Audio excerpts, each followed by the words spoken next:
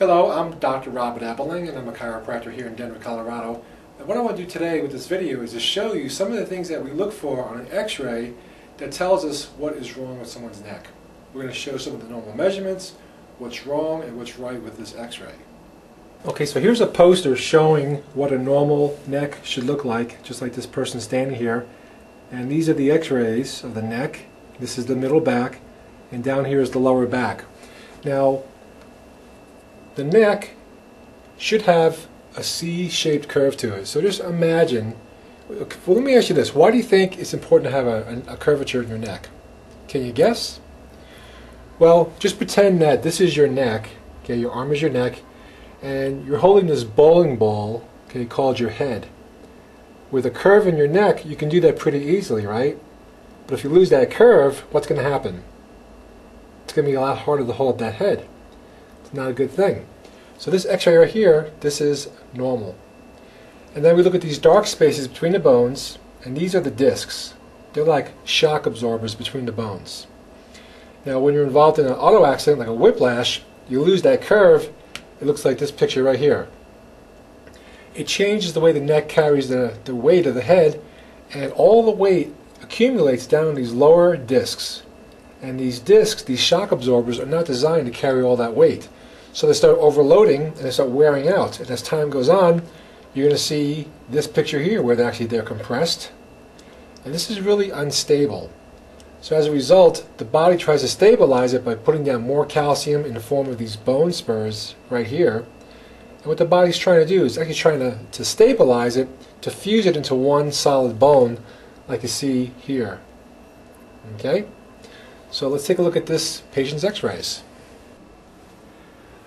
Okay, so here's a patient who just came in a couple of days ago, and at first glance you can see that, well, you know, there's not much of a curve there in his neck. Okay. And we drew some lines on there.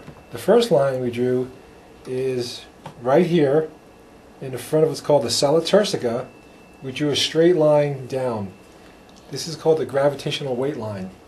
It's the center of mass of the skull. And that line should actually intersect here at the C4-C5 disc interspace. As you can see, it doesn't do that. He's actually 1 1/8 inch too far forward. So his head is pushed forward. Then we drew a line through the atlas, which is the first bone in the neck here. And this line here, which represents the base of the skull. And we measure the relationship between those two lines, and they actually should be parallel to each other. And we put a protractor on it. As you can see, he's actually 10 degrees of extension. So in his past, he had some kind of an injury, probably a whiplash, which jammed the skull onto the atlas, the very first bone in the neck. So the eyes go up, but the body can't function that way. So the head, the body drops the head down, so the eyes are parallel to the ground again, and that's what causes this 1 1/8 inch forward head carriage. Then we threw some other lines on here to measure his neck curve. We found he's got 16 degrees of curvature. Normal is 45. So what we did, we adjusted him, we put some weights on his head, and this is the same patient on the same day.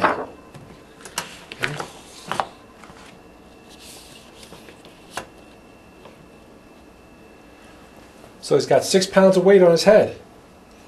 We found now that the vertical line, the gravitational weight line, is now only 3/4 of an inch forward. So it helped push his head backwards. Also, the relationship up here between the skull and the atlas went from 10 degrees to 2 degrees. Much better. That actually should be 0, but that's a big improvement. And then we drew some more lines on his neck here. And we found now he's got a 30-degree curve. So in one visit, with adjusting and rehabilitation of his neck muscles, we doubled the curvature to 30 degrees. Now he's not finished yet. It still needs to be 45 degrees, but you can see that this patient indeed can be helped by chiropractic, and specifically with the Pettibon technique.